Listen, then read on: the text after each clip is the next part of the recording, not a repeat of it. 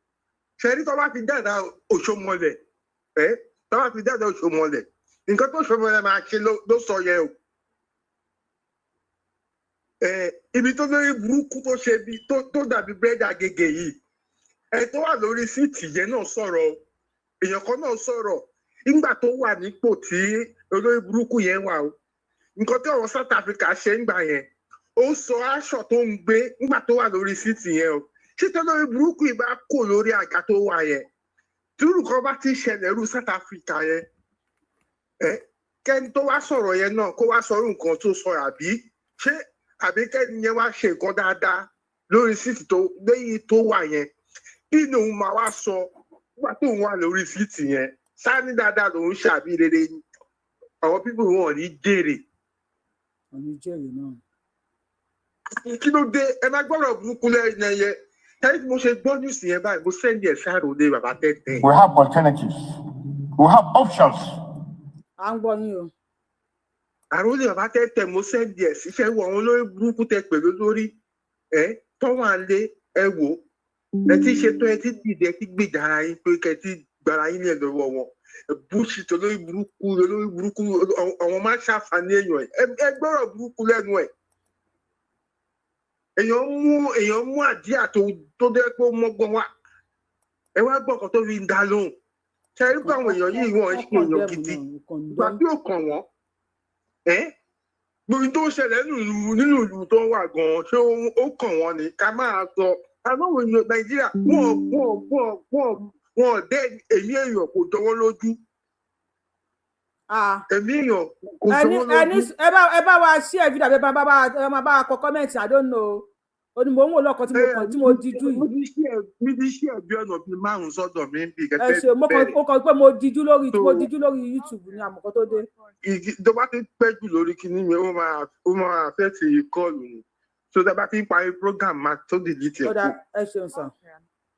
èmi èèyàn ò jẹ mọ́ lójú ní àná mo rí aáyán tí mo fẹ́ pa lẹ́gbẹ̀ẹ́ títì aáyán yẹn kò jáde láti kinní mo dẹ̀ mọ̀ pé èrò pọ̀ ń bẹ̀ mo mọ̀ pé èrò pọ̀ òun ló jẹ́ kí n gbẹ́sẹ̀ lé aáyán yẹn wọ́n á béèrè lọ́wọ́ mi pé kí ló dé ṣé ẹ̀sìn wo ló ṣe mo fi pa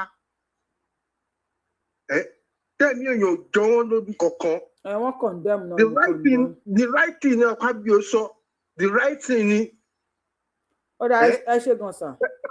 ẹ wo ní oṣù tó kọjá táwọn kan jáde ní South Africa ń bẹ̀ tí wọ́n ń sọ̀rọ̀ lórí ọ̀rọ̀ communication wọn ẹ̀dẹ̀ wà nílùú Nàìjíríà náà ẹ̀dẹ̀ ń wùwẹ̀ ṣòwò rẹ̀ ló ṣe wá dìde ṣẹ̀wá náà lórí burúkú tí wọ́n há $1 yẹn olórí burúkú àwọn tó ń gbà gan lu ọmọ tó ń ṣe àwọn tó ń gbà lu ọmọ tó ń ṣe ti gbà náà tán ìyá odidi ọdún 8 ti wà lẹ́nu ẹ̀.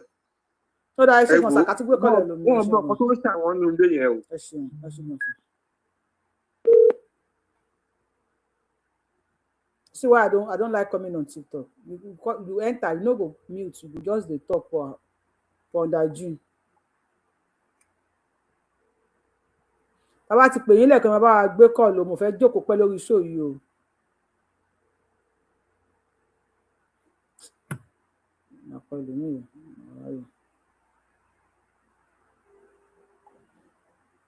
Máa play àpá bíi lọ. tó wà lórí TikTok yẹn swipe ẹ bá wa gbóhùn sókè. Swipe gate. Ẹ ṣe gan tó fún mi ní tiẹ̀ kìíní. Thank you for giving me the swipe gate or mute o. Swipe gate.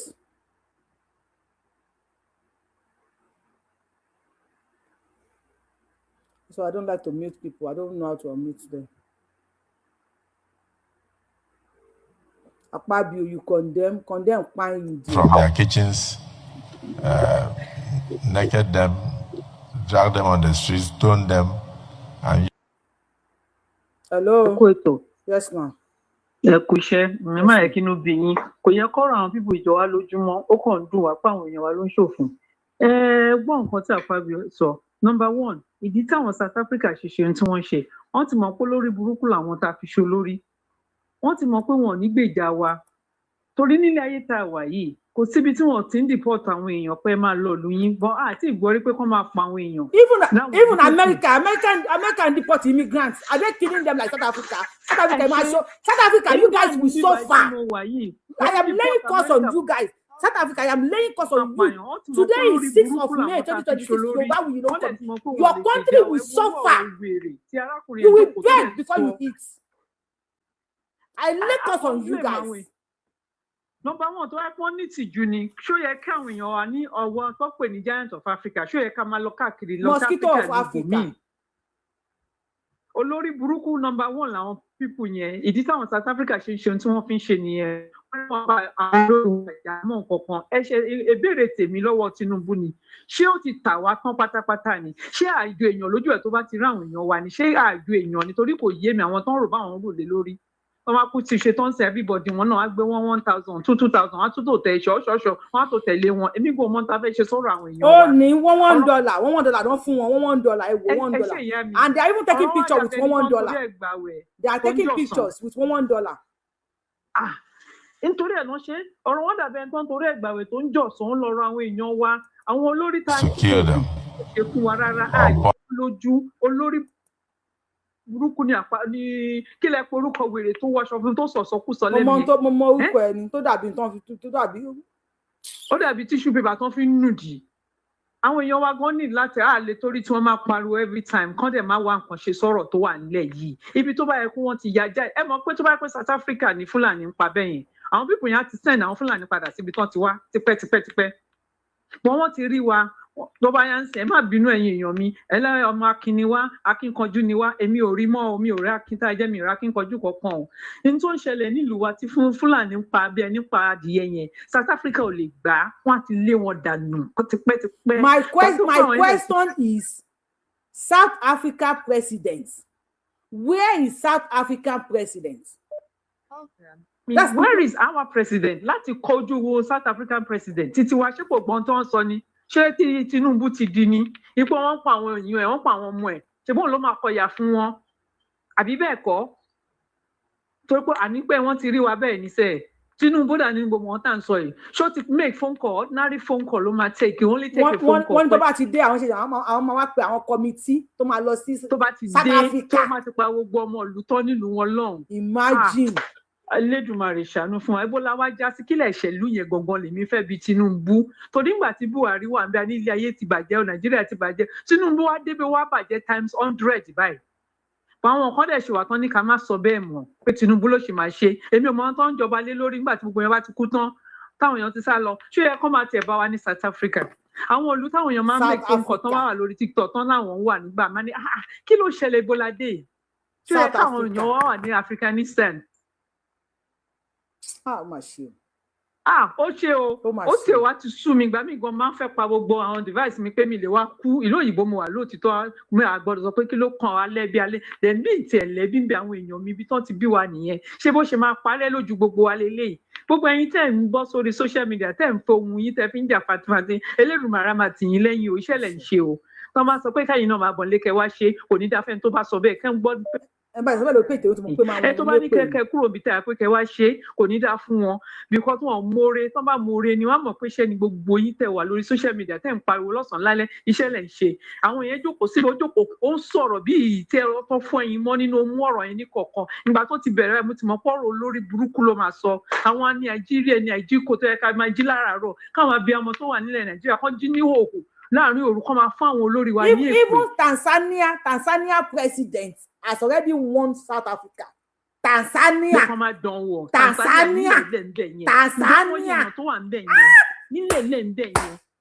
Shame on Nigerian government. Shame on you guys. They do not care. Wọ́n care nípa Nigerian. Shame on you. Tanzania president. Ó ti gbé South Africa pé ẹ má lọ ṣe bí olórí burúkú o. Ẹ má ja wèrè lọ́dọ̀ àwọn ọmọ tèmi o. Ó wá mú ọmọ Nàìjíríà wá ń dùn wọn. And they are so crazy that one on one. You will see 10 South Africans on one Nigeria beating him to support, killing them, naked them. Àwọn olórí burúkú aṣíwájú ta ní. Wọ́n mọ̀ pa láwọn kọ̀ọ̀kan tó ń bọ̀ wá jà fún wa. Ẹ ṣe gan ya mi. Tó bá ti pọ́n ẹ náà ní ròrùn, ẹ ṣe ìyá mi kú iṣẹ́ pé ètò Elédùmarè máa tì yín lẹ́yìn. Tanzania president has already won South Africa. Tanzania president. Where is Nigeria president? Baba Tinubu, where are you? Ọmọlúàbí lọ́lá mọ Yorùbá sí. Ẹni wọ́n fẹ́ fi insecurity bàjọba yín jẹ́. Okay, fine, àti gbọ́. Ṣé wọ́n fẹ́ fi South Africa náà bàjọba yín jẹ́ ni? Ọmọlúàbí la mọ Yorùbá sí náà. Ó dẹ̀ wá dorí akáyín yín àkàrà ó dẹ̀ wá degungun. Nàìjíríà wá jọjú níbi kankan mọ́. Ẹni ọ̀dọ́ bá ti rí Nàìjíríà báyìí ẹ pa ni ẹ pa. Ọlọ́run á mú gbogbo yín. Ẹ bá gbọ́n sókè máa ẹ ṣe màmí. Ẹ ṣeun gan, I know you are always with me ma. Thank you ma. Ẹ kú ètò ma. Ẹ ṣe ma. Ẹ wo ọ̀rọ̀ ìlú yẹn k'Ọlọ́run ṣàánú wa. Ó ti sú everybody. Ṣe ló máa ń dàbí pé wọ́n ti bí ṣe náà tà ni màá sọ wọ́n wá tún rà láàrin ara wọn. Nàìjíríà ti pé 100 years fine, so kálukú àwọn Fúlàní wọ́n ṣe tiwọn. Wọ́n máa rán fowó ìlú, wọ́n á fi rán àwọn èèyàn wọn nílùú òyìnbó kó lọ kàwé wá. Iṣẹ́ á ti máa dúró dé, àwọn ẹ̀yà tó kù dẹ̀ ń jìyà, wọ́n ń ṣiṣẹ́, wọ́n ń ṣe wàhálà nílùú òyìnbó. Wọ́n rán ọmọ wọn ní school, àwọn tó wà nílé ọmọ wọn ò ríṣẹ́. So ó kàn bí ẹni pé kán sọ pé wọ́n ti ra ìlú yẹn. Ẹ wo Ọ̀pábíò, ẹ wò wọ́n wò lórí gbogbo wọn kàn jókòó síbẹ̀ yẹn bí ẹni pé wọ́n tẹ̀ mọ́ pé Abẹ́mi nìkan ni mo rí motion ẹ̀ ní bí èmi nìkan dẹ̀ ni mo rí motion bó ṣe ń sọ̀rọ̀. Ó ti sú kálukú ni. Ó sú wọn tó bá sú wọn kọ́ kúrò lórí oyè kọ́kọ́ àwọn kékèké síbẹ̀. They are too old to be on that seat. You guys are too old to be on that seat. Ibẹ̀ ò sún wọn o. Àwọn tó mọ ló sún lọ́wọ́ ará ìlú, everybody gbogbo wa tá à ń sọ̀rọ̀ yìí náà ló sùn. Because wọ́n kàn wá ń bẹ̀ ni millions ń wọlé, ó wọlé sí wọn lápò. Bí ìgbà tó ń ti rà á, rí pé àwọn ọmọ wọn náà tún ń gbé síbẹ̀ ń sìn. Tó má ti kú kán kówó náà lọ sọ́run. Àwọn aráàlú, ará ni wọ́n. Àwọn tó wà ń ta, wọ́n kígbe, wọ́n fẹ́ lọ ilé òṣèlú lọ. Àwọn tó wà nínú ilé fẹ́ sá jáde. Àwọn tó wà níta fẹ́ padà sílé, wọn ò lè wá. Ẹ rí pé wàhálà ni. Swipe gate bá wà wọ̀ mate. Ẹ ṣeun gan màámi. Àwọn sí South Africa yẹn ẹ wò ó nígbà tó ń ti rí wa bẹ́ẹ̀ ìlú wo ni Nigerians ò kí ń sá lọ ń sìn. Àlọ́ Libya, ìlú táwọn èèyàn ní tán lè gbé bẹ́ẹ̀. Wọn ò lè gbé bẹ́ẹ̀. Àlọ́ Afghanistan, Morocco. So wọ́n ti rí wa bẹ́ẹ̀ ni o, òun náà ṣe ń ṣe wá bẹ́ẹ̀ yẹn. Wọ́n ti rí Nigerians bẹ́ẹ̀. Òun náà ṣe ń ṣe wọ́n bẹ́ẹ̀, wọ́n rí pé wọ́n kàn wọ́n ya wá pé ìnira lélẹ̀ fọ́wọ́n. Èyí tó dẹ̀ kán dẹ̀ fi ọgbọ́n ṣe. Ẹ jọ̀ọ́ tù mí nínú ẹ bá wa mute o, ẹ bá wa mute tàbí kẹ́ drop ara yín o. Ẹ jọ̀ọ́ mo fọlọ́ bá bẹ̀ yín. So wọ́n ti rí Nigerians bẹ́ẹ̀ ni. So nǹkan tó ṣẹlẹ̀ ni èyí tó yẹ kán fọgbọ́n ṣe tán bá tiẹ̀ fẹ́ wọn.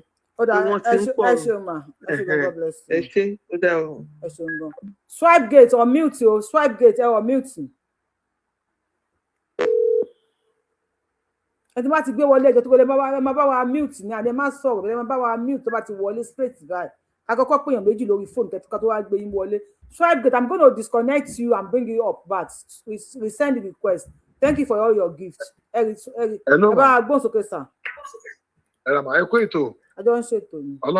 Ọlọ́run bá mi gbà fún yín kò ní sú yín kò ní rẹ̀ yín. Ẹ rí tí èèyàn bá gbìyànjú díẹ̀ ká sọ pé ó gbìyànjú tí ì ṣe díẹ̀ ó ṣómọlẹ̀ kọ́lọ́run kó bá wa túbọ̀ wà pẹ̀lú ẹ̀. At least ó ti ń tó bí ẹ̀ẹ̀mejì tí máa ń rí tó máa ń sọ àwọn ọ̀rọ̀ tó bá ṣe kinní báyẹn. So bẹ́ẹ̀ ṣe rí Akpabio yẹn kò tiẹ̀ bọ́ sí léèyàn kò bọ́ sí kò dẹ̀ sí nǹkan méjì tó ń fa wàhálà tí táwọn àgbàlagbà bá ti jẹ dòdò ẹnu wọn kò lè so dòdò. MTN àwọn arábí yìí lónìí South Africa lónìí DSTV àwọn ni Shoprite àìmọye investment tó wà ní Nàìjíríà tó yẹ pé àwọn arábí yìí lónìí àbóyè. So tí àwọn ọmọ wa bá dẹ̀ wá sọ̀hún yẹn tábàárọ̀ ọmọ tó bá hùwà tó kù díẹ̀ káàtó èmi rò pé ó yẹ kán bójú tó pé kí wọ́n pe àwọn lórí wọn eléyìí ń bìbà yìí o. Bẹ́ẹ̀ tí nǹkan tó ṣẹlẹ̀ gangan nìyẹn Áfíríkà ọ̀lẹ tìṣàntìṣàn ni wọ́n. So mẹ́wàá wọ́n ti wá rí i pé àwọn ọkùnrin Nàìjíríà wọ́n wà very hard working gbogbo ibi tá a bá lọ lórílẹ̀-èdè ayé ni. So they tend pé àwọn obìnrin wọ́n wá ń fẹ́ àwọn ọkùnrin wa. So ìyẹn ló wá ń bí wọn nú pé kí ni gbogbo eléyìí àwọn arábí yìí á máa gba gbogbo àwọn obìnrin wọn. So kì í dẹ̀ ṣe àwọn náà ní kán máa ṣiṣẹ́. So kò sí obìnrin tó máa rí ẹni tó máa tọ́jú òun sí tó máa sọ pé ẹni tó máa jẹ́ liability sóhun lọ́rùn lòun máa wá. So àwọn olórí wa tó dẹ̀ kan pè pé kí ni nǹkan tó ń ṣẹlẹ̀ wọ́n ní ẹni tó lè lọ tán lè sáré sẹ́ǹdì sọ́hun yẹn pé kí ni nǹkan tó ń ṣẹlẹ̀ throughout of the world wọ́n ń wò wá àwọn olórí wa ò dẹ̀ bìkítà. Èmi ò mọ irú òṣèlú tó ń ṣe ní ọ̀dọ̀ wa yìí o. Kó má sí irú àwọn tó wà ń diaspora tó tiẹ̀ ń tara tó ń sọ gbogbo ọ̀rọ̀ yìí. So tó bá fẹ́ pa gbogbo ìdajì Nàìjíríà kan pa wọ́n. Nígbà tó bá ti bẹ̀rẹ̀ sí ní ṣe oríṣiríṣi ní Nàìjíríà kan gbogbo nǹkan tó ń ṣẹlẹ̀ ní Nàìjíríà ẹ̀ náà rí throughout of the world. Wọ́n á ní ìwọ̀n tó mú èèyàn 200 tó kú tí president ò tiẹ̀ sọ̀rọ̀. So ó dùn wá pé bàbá jẹ́ ọmọ Yorùbá àwa tá a dẹ̀ ń sọ̀rọ̀ yìí Yorùbá náà ni wá. So Ọlọ́run á wà pẹ̀lú wa o gbogbo eléyìí tó ń ṣe yìí wọ́n ń kọ ìtàn sílẹ̀ o. So ẹ ṣé o bàbá ìyá Yorùbá wòye. Mr. Tumi nínú ẹ bá wa gbóhùn sókè. Tumi nínú ẹ bá wa gbóhùn sókè o.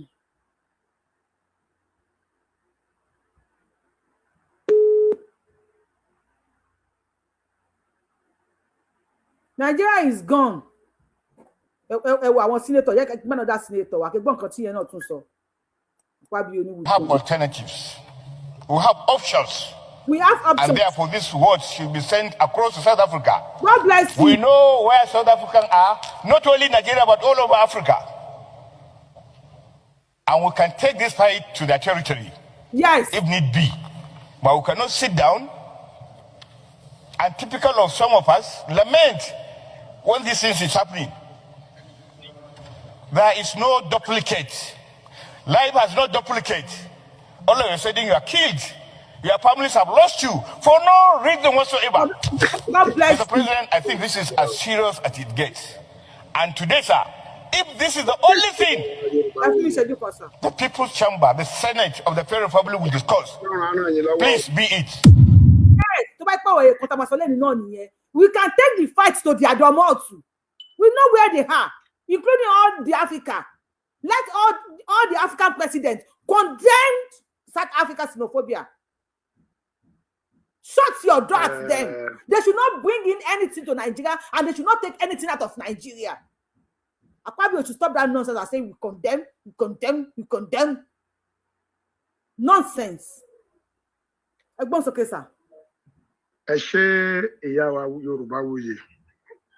Ojú òní tì yín lórúkọ Jésù. Ẹ ní ṣubú dẹrù nu o. Agbára àwọn alálẹ̀. Ṣé rí bọ́ọ̀rọ̀ ẹ mo ṣe ń ka yín lára náà ló ń ka gbogbo wa lára. Ó ń dùn wá. Ẹ wò a máa tẹnumọ́ ọ̀rọ̀ yìí. Bá a ṣe ń tẹnumọ́ ọmọ Yorùbá gidi lèmi. Ọmọ Yorùbá gidi dẹ̀ ní gbogbo àwọn tó wà lórí ètò yìí. Ìyá tẹ́ fi gbé ètò yìí kalẹ̀ kí ìlọsíwájú ìran Yorùbá ni. Bẹ̀tẹ̀ àwọn nǹkan wà tó yẹ pé àmọ̀ kan tó máa ń sọ gbà náà. Ṣé ìrìn àti ń sọ pé bàbá yìí kò sí lára wa? Ẹ sọ̀rọ̀ kan Suluhu, presidency Tanzania. Ó come out, ó kúnlẹ̀ ó give 48 hours. 48 hours. Ó wà ní online, ó wà ní everywhere. Obìnrin ni, kò ń ṣọkùnrin. Ó come out, ó kúnlẹ̀ ó give 48 hours. Wọ́n sá kíjokíjo, wọ́n sá lọ sí Tanzania, sí Dar es Salaam. wọ́n lọ àpìlì sí. àwọn àtọ̀dé èkó bá wa mute ẹ bá wa mute lórí péjì kò sáyè ṣeré lórí péjì eléyìí o. Àpábí ojókòó sórí ìjókòó bí àpọ̀lọ́ tó kú sínú omi. Imagine a lady president active than Akpabio and Tinubu. Yes. Tanzania president obìnrin ni very active. Wọ́n ní láti wá máa sọ fún wa. Ó fún wọn ní wọ́n ní pé ẹ jẹ́ kí orí yín pé. Ẹ̀rí nǹkan náà fi lè ṣe nǹkan kan máa gbọ́ mi ò kí gbogbo ọmọ Nàìjíríà dẹ̀ gbọ́ mi dáadáa. Ṣé ẹ̀ ń gbọ́ mi ìyá mi yóò bá wòye? À ń gbọ́ yín sà. Nǹkan náà fi lè ṣe nǹkan kan. Ó kàn ń ta wá lára ní MTN. Èló ni MTN ní fún àwọn àpábí òní ní airtime ní oṣù ní ọ̀sẹ̀ ẹ lọ find out. Èló náà fún gbogbo wọn ẹ ká wá pa yẹn tì. Shoprite ta ló ní franchise Shoprite ní Nàìjíríà tẹni ká pé kán bá wọn jà. Ẹ lọ wá di president yín wò. Ta ló ní franchise Shoprite. Ta ni pé kán lọ jà kán close kínní kò sí nǹkan tó máa ṣe wọ́n halẹ̀ láàrin ara wọn ni. Ó lè ní gbogbo arábì wọn ò rí títí wa ro. Wọ́n ti tà wá nílé, wọ́n ti tà wá níta. Ọlọ́run ló máa mú yín. Wọ́n tà wá níta. Èèyàn lọ sílé ẹni tó wà ń ta ẹ̀rù ń pa láti lọ sílé ẹ̀. Ẹ̀yìn máa ń yìí kẹgbẹ́rù yín kẹ ní pẹ́ẹ́fẹ́ máa lọ ní kẹ di airport. Kó dẹ̀ dàbí pẹ́ẹ́fẹ́ máa sọkún. Kó dàbí pẹ́ẹ́fẹ́ máa sọkún. Kẹ máa lọ sí ìlú tán bí yín. Kó wá dàbí pẹ́ẹ́fẹ́ máa sọkún. Ẹ máa wò pé ilé tí mò ń lọ bóyá máa lè padà. Bóyá mi ò ní lè padà mọ́. Bóyá wà kú sọ̀rọ̀ bóyá ò ní kú. Because security ẹ̀ ò ṣúọ̀. Tó bá ti bọ́lẹ̀ ní airport báyìí lẹ̀rù á ti máa bà ẹ́. Tá ti máa máàkẹ́ àdúgbò bí tó wà gan ẹ̀mí ẹ̀ ò dé. So ṣe rí àwọn tó kóra wọn jọ síbẹ̀ few of them ẹ woru beautiful idea tí ó ṣe ọmọ lẹ́rẹ́sì. Wọ́n ní wèrè la fi ń wo wèrè ó pẹ́ ta ti ń sọ kínní yẹn. Àwọn èèyàn ò fẹ́ gbọ́ wọn ò dẹ̀ fẹ́ mọ̀ gbogbo àwọn tó ń sọ pé kán return wọn padà Allah need election. Ẹ má jẹ́ ká máa tọ̀ra wa jẹ́ need election. Bàbá yìí ò ní nǹkan kan ṣe fún wa. Àpábíò ó mọ̀ ọmọ fẹ́ Àpábíò síbẹ̀ ní the first day. Gbogbo àwọn tó gbé tira ẹ̀ tó kó tira ẹ̀ síbẹ̀ àti àwọn ọmọ Yorùbá àti kìíní ẹ̀ nǹkan kan ní gbogbo wọn sọ pé kó má bàjẹ́ gbogbo wọn náà nílé sí South Africa ẹ lọ wádìí wọn wò gbogbo wọn náà ní investment sí South Africa so wọ́n tà wá wọ́n ti tà wá ni so àdúrà tá a máa gbà ni pé kọ́lọ́run wá gbà wá lọ́wọ́ wọn ṣé ìyàwó president ṣèbó obìnrin ni ṣé kò ká lára bọ́n ṣe pa àwọn ọmọ ẹ̀ ṣébó òun ni first lady ní Nàìjíríà ṣé kò lè jáde síta wọ́n fi ìyàwó Jonathan ṣeré ńgbà yẹn nígbà tó ń sọ pé God dé o tó ń sọkún ṣe bí abiyamọ lẹ́nu ẹ̀ ṣe bí there is God ṣe bí abiyamọ ń sọkún láìfù Rẹ̀mí Tinubu sọ pé àwọn èèyàn ò fẹ́ràn pé wọ́n sọ̀rọ̀ sí leader anyhow pé kìnnì kan pé àwọn ọmọ Nàìjíríà ò respect leader wọn ṣé abiyamọ nìyẹn mo ti ń sọ àwọn èèyàn sọ mo wo programu yín alákọ̀ọ́kọ́ tẹ́ ẹ sọ táwọn kan sọ pé kìnnì a fẹ́ mọ̀ pé ẹ jọ̀ọ́ ṣe rí péjì yín TV yín ẹ jọ̀ọ́ àwọn tẹ́ bá ti fẹ́ kó tira tó bá ti fún máa dá sétò tó bá ti fẹ́ dá sí dáadáa gbogbo àwọn politician àwọn tó wà lẹ́gbẹ̀ẹ́ yín ẹ dá wọn sọnù kẹ́ jẹ́ kí àwọn èèyàn kan wá pẹ̀lú opinion wọn àwọn kan máa sọ̀rọ̀ ká tó sọ méjì àwọn kan ti máa insult ẹ jọ̀ọ́ ẹ jẹ́ kí wọ́n dúró káwọn kan wá báwa náà ṣe wá kán wá máa sọ̀rọ̀ tí wọ́n bá ti fẹ́ sọ̀rọ̀ kán má bà péjì yín jẹ́ bàbá yìí ò ní kankan ṣe ẹ wo ẹ jẹ́ kí n sọ kíní kan fún yín mo dẹ̀ ń tẹnu mọ́ kọ́mẹ̀tì mo méjì lórí kíní yín àwọn kan ti bẹ̀rẹ̀ sí ní àtàkì tán kọ́ọ̀lù mi tán ṣe oríṣiríṣi kò ràn mí tí mo bá wà lé wọn bí yàrá ìyá wọn bí mẹ́rìndínlọ́gbọ̀n wọn kan pàdé mi lọ́nà kan wojú mi wọn bí ya wọn dáadáa wọn máa wọlé ni nígbà tá a bá ń sọ bàbá yìí ò ní títí kò ní títí wá rò bó ṣe ń sá kúrò ní kíní. ẹ bá wa round up sáwọn èèyàn pọ̀ lórí kọ́ọ̀sán. Gbogbo French West Africa wọ́n reject France bàbá ń sá lọ sí France lójoojúmọ́ kí lórí ṣe wọ́n pa wá wọ́n ṣe kíní ṣé wọ́n rí náà rí nǹkan tó lọ ní South Africa ni ẹ wo ọ̀ràn á ràn wá lọ́wọ́ kó ní kálukú kó tèrò ara ẹ jẹ́ ká tèrò ara wa pa ala máa gbára wa ní ara bí ò lè gbà wá lẹ́sẹ̀ ẹ̀rù ń pamọ́ Nàìjíríà ní gbogbo òdú tán wà nísìnyí. everywhere lẹ́wí ti ń bà wá yín olórí burúkú torí ni kò sí nǹkan tán máa ṣe yàtọ̀ sí Amẹ́ríkà àti UK tí human rights wà gbogbo àwọn other African country àtàwọn other country ẹni tí wọ́n bá pa wọn kàn wéṣẹ̀ ìdánù ni Ọlọ́run á ràn wá lọ́wọ́. Mr. Àtàndé Èkó bá wa gbóhùn sókè Àtàndé Èkó ṣe wà ń bẹ̀ ẹ má bínú ẹni tó bá ti tí network bá ti jábọ́lẹ̀ I am not bringing you up ẹni tó bá ti wọlé ẹ máa bá wa like show ẹ máa bá wa tap àbí kí ni máa ń sọ tẹ́ bá ti ṣe tó máa ti drop yín I will not bring you back o and then tó bá lè ti wọlé tí o bá ti mute tí má ti drop yín I am not bringing you back mi fẹ́ hypertension ẹ bá wa gbóhùn sókè Àtàndé Èkó. Ọlọ́run ò ní fún yín hypertension ẹ̀ ní hypertension lágbára Ọlọ́run. Ẹ kálẹ̀. Ẹ kú lórí àsìkò ìsàn. Àwọn gbádùn program ẹ̀ ṣe rí ọ̀rọ̀ South Africa Ọlọ́run ló máa bá wa yanjú ẹ̀. Ọlọ́run ò ní sọ̀kalẹ̀ Ọlọ́run will not sọ̀kalẹ̀ wá bá wa yanjú ẹ̀. Èpè ló máa gbogbo ẹ̀yin olórí wa èpè ló máa pa yín. Shameless set of people. Useless people. Àwọn olórí wa náà mọ bí nǹkan ṣe ń lọ ní South Africa ṣe understand. So because mi ò ní ní ju pé àdúrà ni mo lè máa sọ. Kò ń ṣe pé South Africa wọ́n sì bẹ́ẹ̀ náà. Ẹ get àwọn ọmọ wa náà lọ ń dá ètò pọ̀ jù nínú ẹ̀. Òye nítorí pé ẹ jẹ́ Yorùbá ni mo ṣe ń sọ èyí tí mo sọ yìí. Ìlú South Africa lè ní gbé. Mo ti wà mí báyìí for over 15 years. Mo níyàwó mo lọ́mọ mi báyìí. Ṣé àwọn ọmọ wa tó jẹ́ elédè ibòmíì tó jẹ́ àwọn tó dá wàhálà lẹ́yìn lẹ́kọ̀ọ́kọ́ àwọn ló cause a lot of things tó ń ṣẹlẹ̀ níbí báyìí. Kò yẹ yín. So ẹ má yẹ ká blame anybody. Ká má blame àwọn ìjọba wa wípé wọ́n ń pa àwọn èèyàn wa tí àwọn èèyàn wa bá wà nílùú yẹn tó ń ṣiṣẹ́ egbògi olóró ẹ mú wọn judiciary wà ẹ gbé wọn lọ sí court ẹ rán wọn lẹ́wọ̀n àbí kẹ́ deport wọn kí ló fa pípa ok àwọn tí wọ́n lọ sun tí wọ́n lọ kọ́nà sí ṣọ́ọ̀bù wọn tí wọ́n lọ sun ṣọ́ọ̀bù wọn sáwọn yẹn náà ṣe gbògi olóró náà bólórí burúkú ní South Africa ni ẹ fẹ́ ṣòfò ni. Ìtara ló ń ṣe wọ́n because lazy South Africa men are lazy mọ tàtàtàtàtà ṣe lazy men South Africa men are lazy men you are not strong in bed you are crying jealousy kill you there. Àwọn tó jọkùnrin wọn ọ̀lẹ ni wọ́n lè ṣe kankan wọn lè tọ́jú ọmọ wọn lè tọ́jú obìnrin wọn tó gbé sílé kò yẹ yín so èyí táwa ń ṣe ló ń bí wọn nínú. Mo ṣe bá yín sọ̀rọ̀ gan arábìnrin tí mo fẹ́ sílé wà lẹ́gbẹ̀ẹ́ mi. Má jẹ́ kọ́ mọ̀ pọ̀ mọ̀ ní wọn lẹ fẹ́ sílé kọ́ mọ̀ wá ká yín mọ́.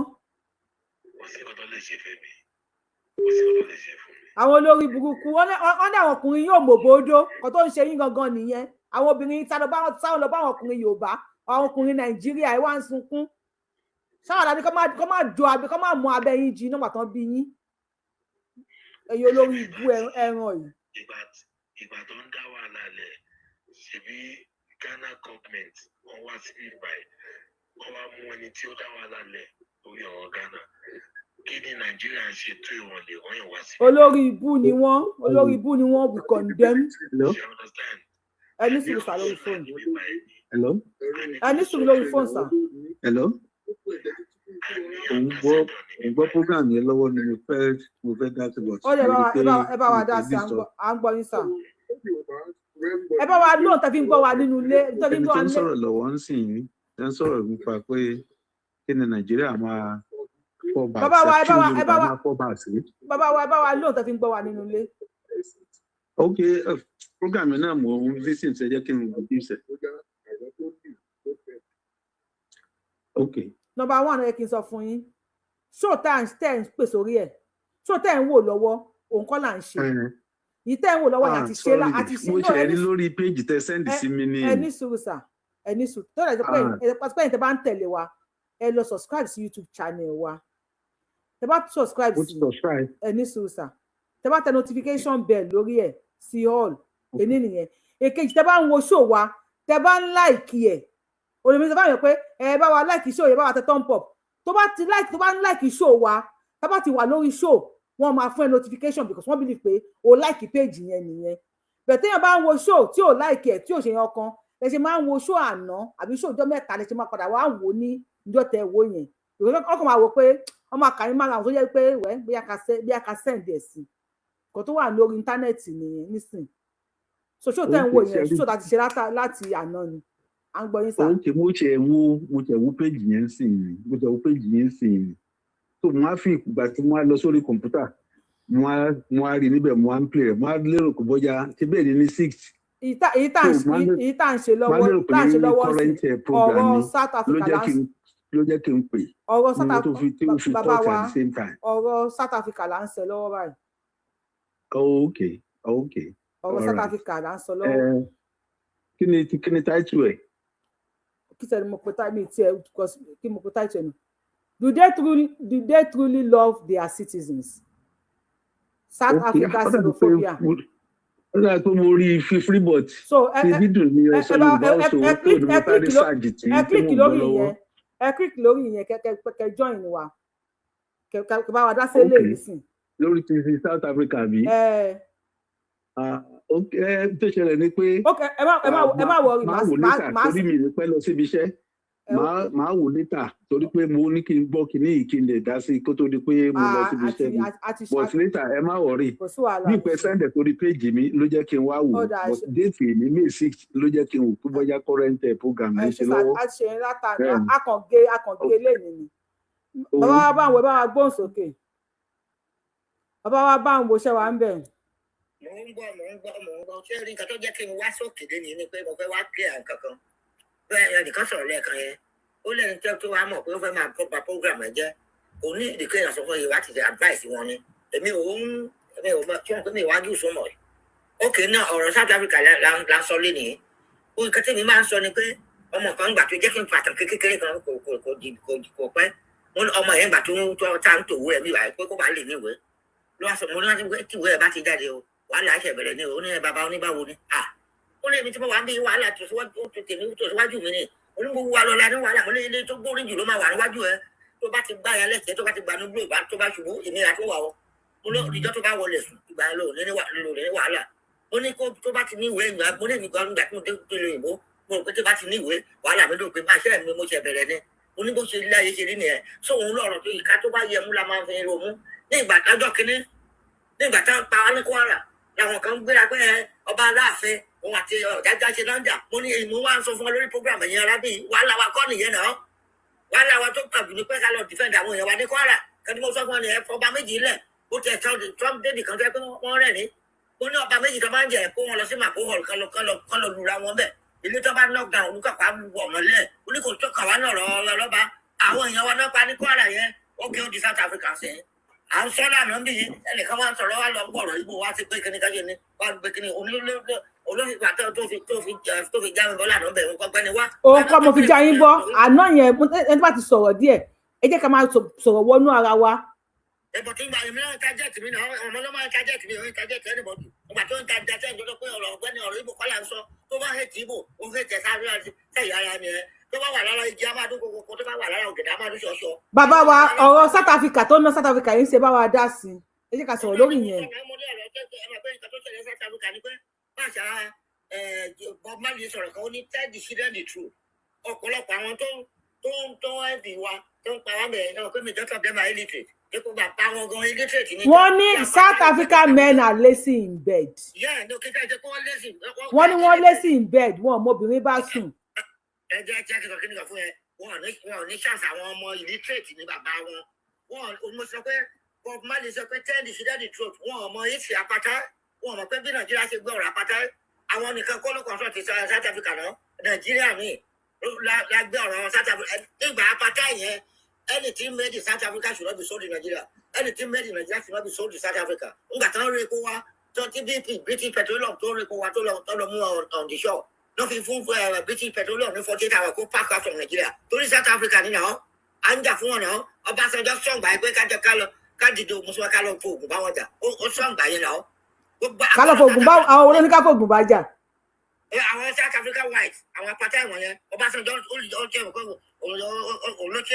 olówà ní president ní kíní ìgbà yẹn náà ó lọ pé ká lọ bá wọn jà ó ká wá gbogbo ẹ̀rù Nàìjíríà lára mo dé Madrid náà 74 à ń lọ níta èmi àtàwọn ọ̀rẹ́ mi adé àwọn ọmọ South Africa kan àwọn white wọn bá ṣe sọ bá àtàtì gbọ́ pé Nàìjíríà ni wá ọlọ́run máa pàdé wa lọ́la ọjọ́ kejì wọn wá o wọ́n ti rò pé báyà máa bá wọn dà ní wọ́n mọ̀ pé Nàìjíríà gbé ọ̀rọ̀ South Africa gbé kárí wọ́n sọ Tambo Ubeke Nàìjíríà University lọ́nà free of charge irú ẹ̀yàn yẹ kó jáde kó wà lórí podium bí Julius Malema ti bó ṣe sọ pé. Malema yẹn try gan ni.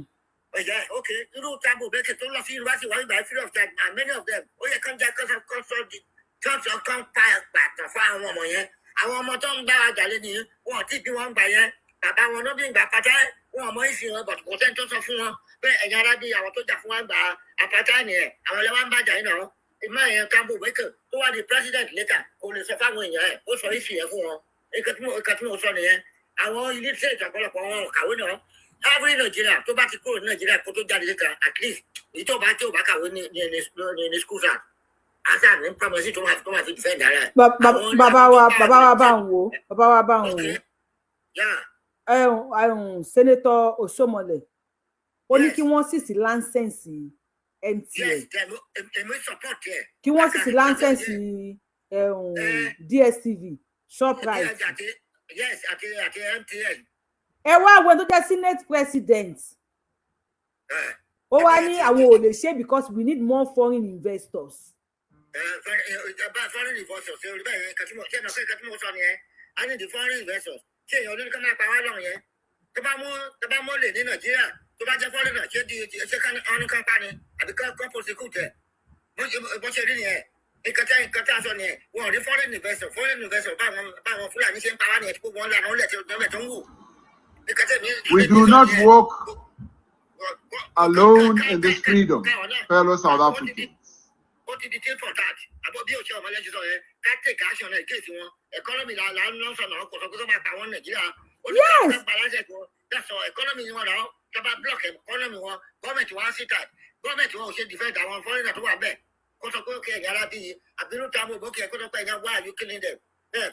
Their president is silent.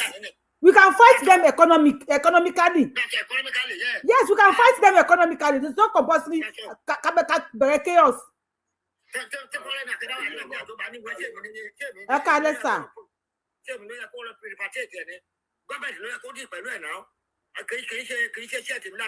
And Akpabio is sitting there saying, we condemn. Boko Haram kill Nigeria, we condemn. Iswap kill Nigeria, we condemn. 200 killed today, we condemn. 500 killed in Plateau, we condemn. 200 in Kwara State, we condemn. Many in South Africa, we condemn. What was that paying? Because I cannot condemn my yet for Rayini.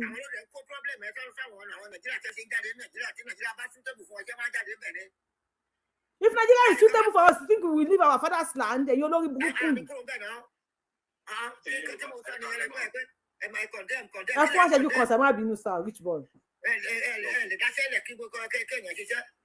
We want to work in our land, and you're not you are there, you condemn.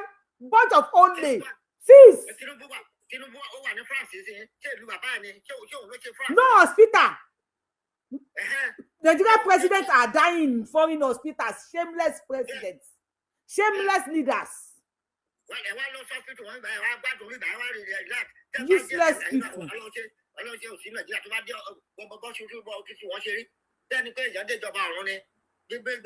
South Africa of all places. Even Ghanaians now are chasing Nigerians away. Ghana. Ogun Pani and Yoruba put and lead the white.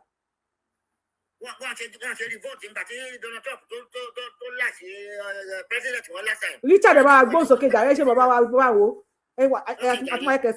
Richard about bones okay. Mr. Joshua Moba, God bless you. Thank you for this.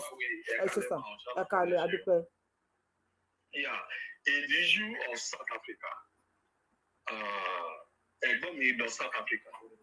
I'm the last of my family. Second born, I've been South Africa for 5 years. Imagine for our South Africa, they are lazy people. They are lazy at work and lazy in bed. Yes, it's part of it. No woman will go for South African men. Useless people. Lazy. They are local and they are very illiterate. Ẹ̀gbọ́n mi sọ fún mi pé ẹ máa truck Dangote yẹn tó ṣe wà yẹn. Tó bá wà traffic tí South Africa bá fẹ́ sọdá, abẹ́ ló máa gbà. Tí ẹ mọ ibi tí ibi tó lókàdé. Àwọn ọmọ ẹran. Ìta náà máa pè wọ́n. It's just to drink Komoti or commit a crime. In South African law, say about crime collect or till say one only got tobacco and lemon. Show finier. Their president is in support of them. President Ramaphosa Bikiloruko Bi Ramaphosa Bi Ramota Loruko. President Ramaphosa, don't worry. Nigeria, we have problem. We don't have leader. Tanzania, to Nigeria. Obìnrin. As of today, what he block is South Africa. Don't judge labor. Everything they block everything about them. Tanzania to block you one. They can't import anything to South Africa. They import anything only. So the one. This one to South Africa. What he block here. Cherry, they are just opportunists to me. I don't blame them. Yoruba we Nigeria, we know what to do. Nigeria South Africa. Breaking news. As of May 6, 2026, Tanzania President Samia Suluhu Hassan has reportedly ordered South African citizens to leave the country within 48 hours and blocked borders to trade, citing intense anti-migrant violence in South Africa. Please, a round of applause for South Africa President. Eba wapa atewo fún Tanzania President. Obìnrin nìyẹn o, Akpabio. We condemn Akpabio. We condemn. I want people to cut this place and give it to Akpabio. We condemn Tanzania President, a woman, has given South Africans 48 hours to leave our country. Block all the entrance to them. Child, God bless Tanzania President. Mama, I love you. Or maybe women contest for Nigeria president. We don't have all these our men. This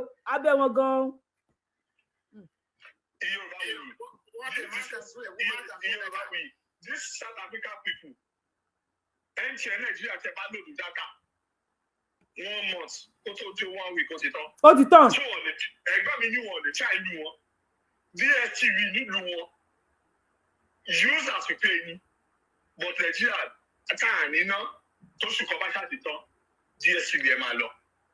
They are making money a hell out of Nigeria.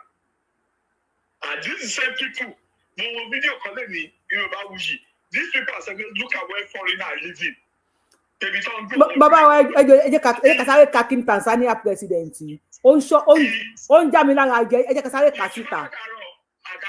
Now, Tanzania president trade ban South Africa.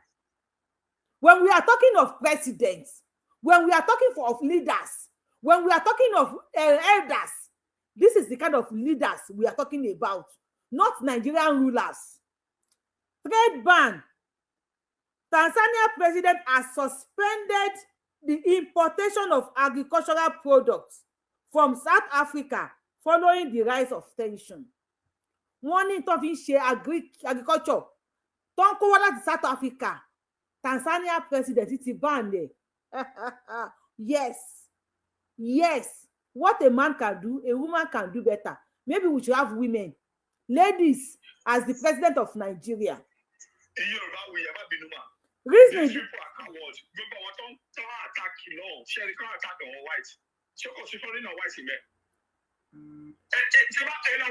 Sherry, ẹni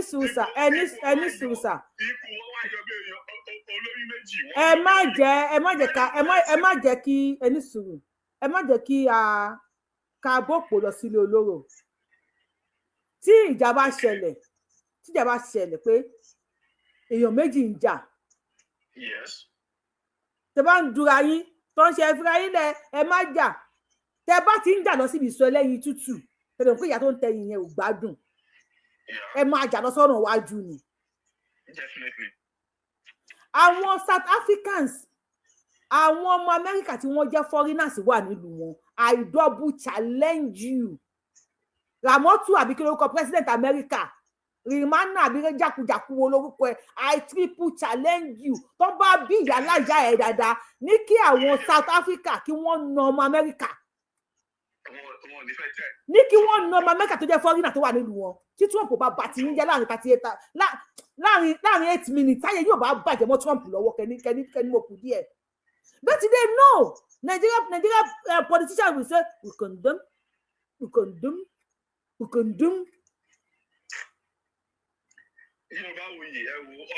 lè fún blood pressure. Nigeria is a failed country. Ẹ má jà tanra wa.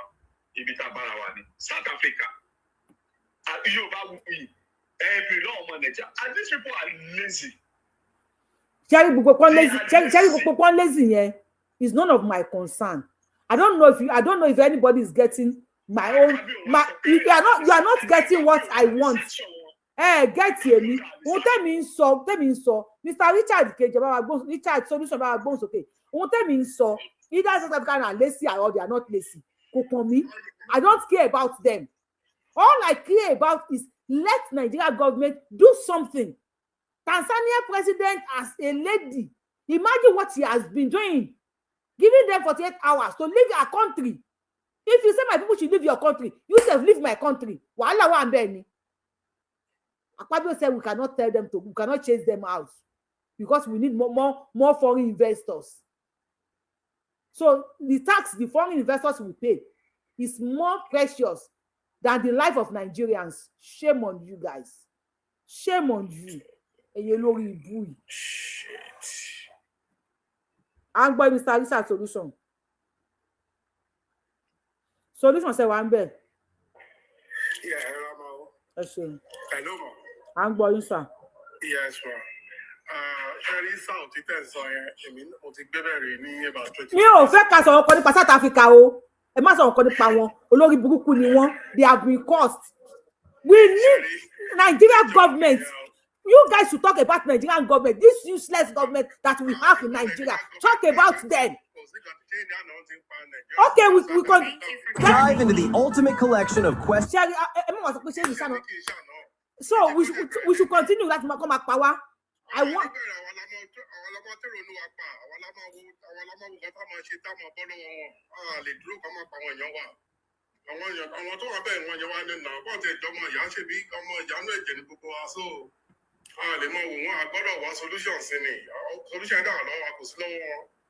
Because to body share the Lord like the same thing that's I know how to solve. That is the fact. I know how to repeat one. It's somebody put it one. But once you prepare put it in minutes one. So it's high time. Our citizens from our country.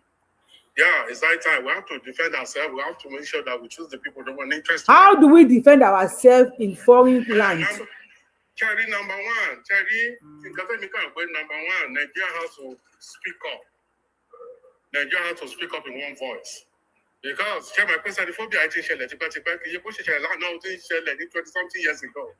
Today, won't share anything now. Won't share anything. Won't tell us around. Won't tell defend the one. So I want you now. You can wake up and say, "Come on, defend our academy, speak out for ourselves." Because he be confirm himself for you. I want to see ẹranko ni wọ́n mo gbé bẹ̀ for 5 years mo gbé Newcastle mo gbé Ndigbo mo gbé ní Johannesburg so gbogbo life wọn ni mo mọ̀ pátápátá so Ọlọ́run kò ràn wá lọ́wọ́. Àṣẹ Mr. Shako ẹ bá wa gbóhùn sókè sà. Ẹ ṣeun sàn.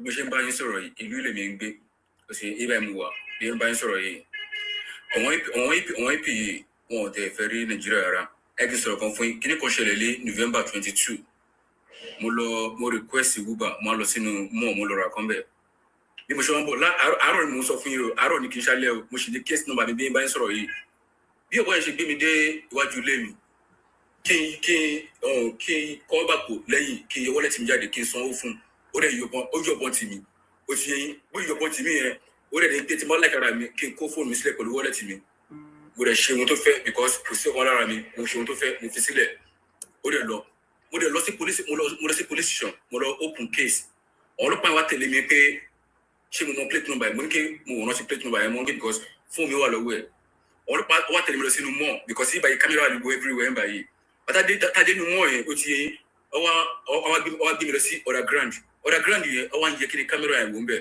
ọwọ́ mi bí ṣe bọ́lẹ̀ ọmú plate number mọ́tò yẹn ọjọ́ kejì mo lọ sí police yẹn gbà tẹ́bá ti mú àti ní plate number tí.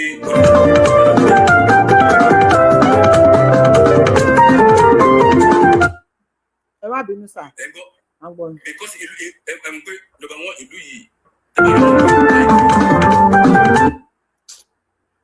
ẹ má bínú. ẹ mọ̀ pé plate number mọ́tò ó máa sọ ẹni tí ó ní mọ́tò yẹn fún yín ibi tí gbogbo information pátá ló máa fún yín mo wá lọ sí police lórí wọn gbà kálọ̀ gbẹ́ni tó ní mọ́tò yìí o because bọ̀bọ̀ yìí ó rọ̀bì ó gbà fún méjì. kékeré kámẹ́rà ẹ̀ wọ́n bẹ̀. à ń gbọ́ yín sà à ń gbọ́ yín. ok mo lọ sí police lójúmọ́ ọ wá ní pé ohun táwọn ṣe ní pé kí n ní sùúrù tó ọ̀nà kan bá ń pẹ́ tó bá ti mú nǹkan máa pè mí kílẹ̀ ọ̀kìnrin kan. ẹ wo mo mú bọ̀bọ̀ yìí fúnra mi mo rí ọ̀bọ̀ yẹn ọ̀nkùnrin kan sọ ní side yín nígbà yìí mo rí bọ̀bọ̀ yẹn bí mọ̀ mo wà ní mọ́tò njẹ́ òtí yẹn wọ́n sọ fún báyìí pé ó tó ń sọ ọlọ́run kó bá mi blọ́ọ̀kù mọ́tò yìí mọ́lẹ̀ orí kílódé mo á ti kẹ́sì nọ́mbà mi rọ̀ pé ẹni yìí ń pé ó rọ́ọ̀bù mi ọmọ sàwọ́tì ni mo ti mo wá ṣe bí wọ́n ṣe blọ́ọ̀kì mọ́lẹ̀ mo wá sáré yọ káàkiri ẹ̀ mo ní kí ṣe bí ìbọn ló fi gbà fún lọ́mí jọ ẹ̀ ó yá ìbọn ẹ̀ ń sìn kí ọkùnrin kan mo ṣáà pé detective tó wà ní charge kéèsì mi bàtí detective yẹn tí mo ní kí mo ti mú ọgbọ́n yẹn mọ́lẹ̀ Sunny Park nígbà wọn Sunny Park ọṣà rédíò Sunnyside police station ọlọ́pàá yẹn wá bàtí ọlọ́pàá yẹn débẹ̀ ọkọ̀ gbà lọ sí police station ẹ má yẹn parọ́ fún yìí o bọ̀bọ̀ yìí ọ ti fi sílẹ̀ ọ fi ọ̀bọ̀ yìí sílẹ̀ tó ń gbójú ọmọ lu wọn ọ fi sílẹ̀ iwájú ilé wa ọ̀rọ̀ tó olè ti fẹ́ sọ fún yìí mi pé fóònù tí ọba yẹn gbà yẹn n bá ní kí n sẹ́ni fídíò yẹn kí n sẹ́rẹ̀ sí ohun tó máa ń ṣe fún ọjọ́ yẹn báyìí tí ẹ bá ń lọ bí ọwọ́ alẹ́ tẹ bá ń lọ gbẹ́yìn lọ tí ẹ bá rí èèyàn méjì ń bọ̀ lẹ́yìn yín ẹ sá kú ọ̀kẹ́ gba àbòmí o ti yẹ yín ń tọ́ ṣe fún ọ̀bọ yìí ó lè áńgì ọ̀bọ yìí lọ́rùn ọ̀pá ọ̀bọ yẹn ó dàbí ọ̀bọ yẹn bóyá ọmọ Zimbabwe ní ọ̀bọ yẹn ọ̀tún sọ pé wájú dàgbọ́ ló ti ṣẹlẹ̀ ọ áńgì ọ̀bọ yẹn lọ́rùn ó lè kọ́bọ àpẹ kí lẹ fẹ́ gbà lọ́rẹ̀ ẹ fẹ́ yọ fóònù ẹ ẹ fẹ́ gba wọ́lẹ̀tì ẹ ọ áńgì ọ̀bọ yẹn lọ́rùn ọ̀pá ọ̀bọ yẹn síbẹ̀ kámẹ́rà ń bẹ iná wa mi tí mo sọ fún yìí iná wa mi wájú dé wa ogun bàtí kí lè ṣẹlẹ̀ ẹ̀gbọ́n àlọ́kẹ́ tí mo rí gbogbo kí ni yẹn mo rẹ̀ pé ó ní wúmà kan wúmà yẹn princess ní ọ̀gá ọlọ́pàá ní